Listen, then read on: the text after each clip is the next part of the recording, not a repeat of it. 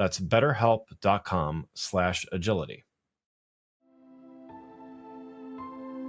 And so kind of what you're mentioning is it's not only beneficial to the hiring company, but it can also be beneficial to the candidate, right? I mean, because everyone's is it great hesitation kind of on both sides, in other words, as far as like candidates almost preferring being contractors to start as well to kind of test the job?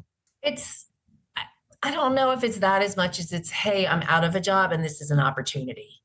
I will say, if you want to apply the great hesitation to candidates, if you have a job, if you're currently employed, you are very unlikely going to leave to take what I'll call a maybe job, which is a contract to perm position, because there's just no guarantees. So you're not going to leave something that's safe, or at least relatively safe these days, for a contract position. And there's a lot of folks also not being willing to change from their current full-time job to another full-time job, just because they've seen, where they are is safe and known, and moving to a new company is not as safe. And, I've talked to a lot of marketers who move to a new company just to be laid off a couple months later.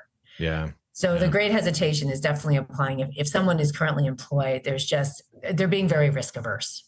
Yeah.